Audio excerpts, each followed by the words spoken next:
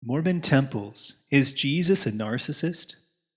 When I was a kid, I remember my siblings and I were taken to the temple often.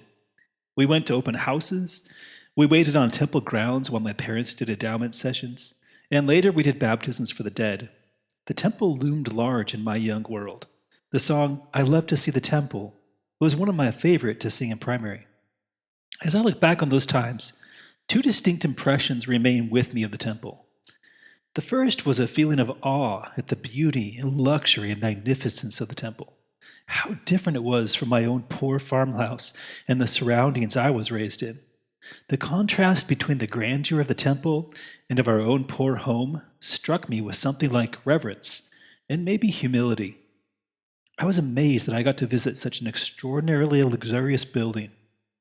The second feeling I distinctly remember, in fact, I can still see the lighting and the stone and the gold lettering in my mind to this day, was reading the engraved words, "The House of the Lord," on the side of the temple, and imagining Jesus walking the temple halls at night, but feeling just a little bit confused because wasn't Jesus poor, just like I was?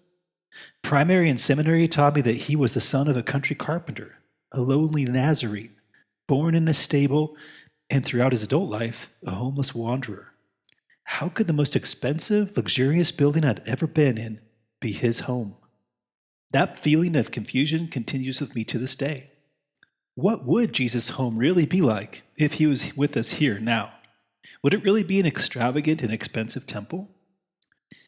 The history of the world is full of great and important men and the luxurious temples and monuments they build, from countless societies and civilizations, both past and present.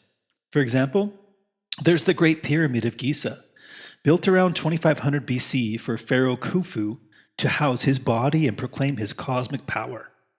Apparently, it took countless thousands of slaves over 20 years to build it for him. Then there's the Terracotta Army, built in about 200 BC to guard the tomb of Emperor Qin Shi Huang and escort him into the afterlife. It contains tens of thousands of handcrafted, life-sized clay soldiers, horses, and weapons, and cost an enormous fortune in time and money. Then there's the Taj Mahal, built around 1650 AD by Emperor Shah Jahan as an elaborate and extremely costly tomb for his wife Mumtaz Mahal. There's Mount Rushmore, built from 1927 to 1941 to honor four of the most famous U.S. presidents and costing hundreds of millions of taxpayer dollars in today's money. Carnegie Hall was built by Dale Carnegie to showcase his personal wealth and importance, also costing hundreds of millions of dollars in today's money. And then there's the Obama Presidential Center and the Clinton Presidential Library, each costing hundreds of millions of dollars. In this same pattern, today the LDS Church has built some 200 temples, plus an additional 60 under construction, costing up to $100 million each. The majority of them are living monuments to the legacy building competition between Presidents Hinckley and Nelson. And the cherry on top of them all is Nelson's new Salt Lake Temple, currently undergoing close to a $1 billion renovation in tithing money.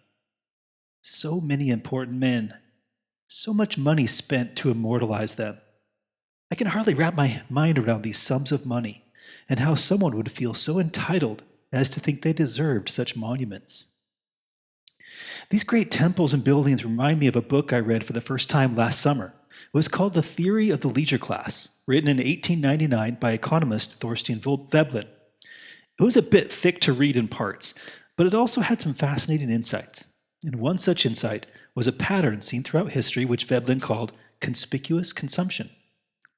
Conspicuous consumption is defined as the wasting of valuable resources by important people not to meet human needs, but to demonstrate status. They ritualize spending as a signal of power, exclusivity, or divine favor. How interesting.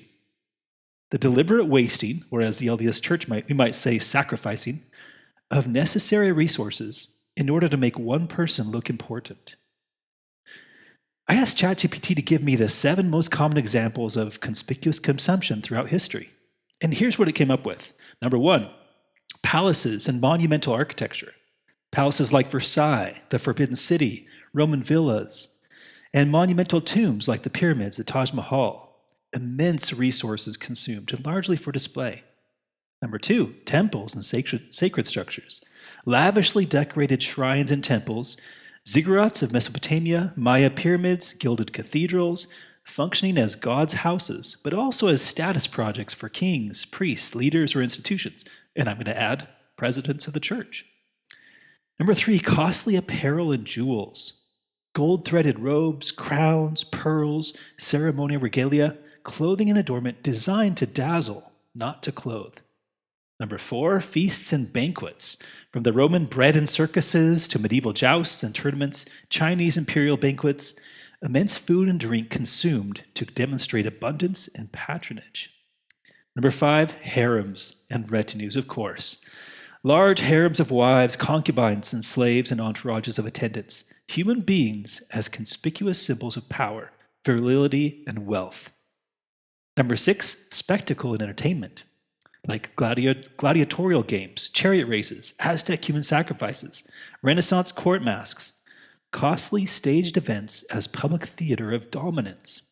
And number 7, exotic imports, spices, silks, rare woods, marble from across the seas. The further the distance, the stronger the signal of wealth. As I read this list and think of my own experiences in the LDS Church, I'm struck by the connections. The incredible buildings, the expensive suits, the raised velvet chairs, the elite birthday parties and parades, the polygamous harems, and all the conspicuous consumption associated with LDS royalty, all financed and paid for with the widow's mite. A couple of years before I was excommunicated, the church was building a temple in the town next to ours. The construction was going on during the pandemic, and it got delayed due to some issues getting the expensive Portuguese stone for the exterior of the temple unloaded at U.S. ports. Our priesthood leaders discussed with us the possibility of our stake raising money to help get the stone airlifted to shore to bypass the clogged ports, and the sum of $2 million was mentioned. I remember being struck in that meeting by two things. First, why did a temple in Washington state need luxury stone imported from Portugal, of all places? Our entire region here is covered with rock. Are our rocks not good enough for Jesus? And second, why were we considering spending millions on airlifting such an extravagant display of wealth while so many people in our area were losing their jobs due to the shutdowns and experiencing health issues from the pandemic? It seemed really strange to me. And to be honest, it still seems strange to this day, along with everything else I've learned about the finances of the church. Their conspicuous consumption of the leaders at the top, financed by burdening those at the very bottom, feels somehow off from the life and teachings of Jesus Christ. I was watching an interview the other day with Luke Kemp, the author of Goliath's Curse. In the interview, he discussed the many empires, dynasties, and civilizations of the past that fell. And he noted that the canary in the coal mine before each of their falls was, to quote him, conspicuous consumption. I was surprised to hear him say that phrase because it means he also read Veblen, and he noticed that pattern too. What Kemp sees in the archaeological record is that great displays of wasted resources to idolize leaders always predates the fall of their empires. The iniquity, this disparity between the rich and the poor, grows so great and obvious to everyone that it destabilizes the power structures and makes the empire ripe for collapse or overthrow or destruction. When I heard this, my ears perked up. This seems to be one of the central recurring themes of the Book of Mormon, and the warning to the Gentiles: iniquity brings destruction. Conspicuous consumption, injustices, raising some individuals or groups above others, hoarding riches, pride and vanity and elitism, these are the harbingers of the fall of all civilizations throughout history. My mind went to the people of King Noah. Noah is a textbook case for this pattern of self-importance, temple building, and conspicuous consumption. The Book of Mormon shows this through his grandiose building projects and architecture. The Book of Mormon says King Noah built many elegant and spacious buildings, and he ornamented them with fine work of wood and all manner of precious things. And he built a spacious palace and a throne in the midst thereof. And he caused his workmen that they should work all manner of fine work within the walls of the temple. Like all great men throughout the ages, including our LDS leaders today, Noah built palaces, thrones, and ornamented temples as a display of his importance. Number 2, luxury and wealth. The Book of Mormon says he placed his heart upon his riches, and he laid a tax of 1/5 of all they possessed to support himself and his wives and his concubines and also his priests in their idleness. And thus they were supported in their laziness and in their idolatry and in their whoredoms. Like all great men, Noah took money from everyone else to lift himself up above them. Number 3, feasts and wine. He planted vineyards round about in the land, and he built wine presses and made wine in abundance. Therefore he became a wine bibber and also his people. So he entertained himself just like the great people of old, with festivals and drink. And number 4, concubines and harems. The Book of Mormon says he had many wives and concubines, and he spent his time in riotous living with his wives and concubines. And so did also his priests spend their time with harlots. And like most great men, especially those of the LDS Church, he displayed his power and importance through sexual excess and the monopolization of women. Number 5, taxation as fuel for display. Through all of these things, Noah, like all powerful and self-important leaders, siphoned the people's labor and resources, not to help the poor, but to lift himself up and his priests up. This is what Veblen would call waste turned into honor. And it is exactly what is on display among the great and important religious, government, and business leaders of today. The Book of Mormon shows this pattern so powerfully over and over again. It was there when Lehi was commanded to flee Jerusalem. It was there when Jacob was sent by the Lord to rebuke the Nephites in Jacob 2. It was there when Alma and Amulek were sent to Ammonihah, when Samuel the Lamanite was sent to Zarahemla. Ether saw it among the people of Coriantumr, and Moroni saw it among the Gentiles of our day. It's so cool for me to see this pattern. Lehi, Jacob, Alma, Samuel, Ether, Moroni, they were all sent by Jesus to warn the people that if they didn't repent of this gross iniquity, this conspicuous consumption, this taxing and tithing of the poor, and lifting up the proud and important people in their luxury and vanity, that the Lord would allow their empires to fall. And I see the Book of Mormon as a prophet warning us today of this same thing. I think we have this book right now for this reason. It is a pattern and it is a warning. This all brings me back to my initial question. What would Jesus' home really be like if he was with us here and now? And that's an important question for me to try to answer, because it can tell me so much about who he really is.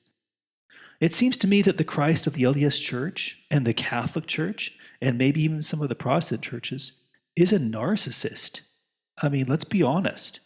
Just look at the definition of a narcissist. It's someone who is, quote, self-centered, has an inflated sense of their own importance, and a strong need for admiration, often paired with a lack of empathy for others. So anyone who requires luxurious and imposing temples to be built to themselves that cost hundreds of millions of dollars, money taken from the mouths of the poor, is the textbook definition of a narcissist. The LDS Jesus, with his hundreds of such grossly expensive and luxurious houses of the Lord, is the ultimate example. But is the true Jesus Christ really a narcissist like the LDS Church has for their Jesus? Is he someone who sits on a throne in the middle of a conference center, who longs to be celebrated and worshiped, who needs to hear his name repeated over and over, to hear himself quoted? Is he someone who requires great sacrifices of resources, our time, talents, our very lives if necessary, all that we've been blessed with, to build countless luxury temples in his honor, when those resources could have fed, clothed, and healed the poor? This just doesn't sit right with me. The more I read and really try to understand the Book of Mormon and the Jesus Christ it teaches, I see someone who is poor in spirit, humble, generous, kind, and one with us. This Book of Mormon Christ is not a God of conspicuous consumption. He doesn't require any money from us. He doesn't place burdens on us. He doesn't dwell in unholy temples. And he doesn't want a single sacrifice from us. He doesn't want us to conspicuously waste our resources on grand displays or rituals in his honor. He just wants us to be like him.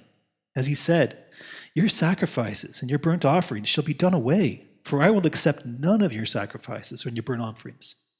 Instead, ye shall offer for a sacrifice unto me a broken heart, and a contrite spirit.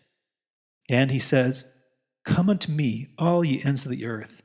Buy milk and honey without money and without price. During the past 2 years, my belief in Jesus Christ has radically changed. And it has become this: if Jesus wants us to adore him or speak of him or remember him for anything, it is to remember to walk with him in his way, the way of humility, kindness, unity, and oneness.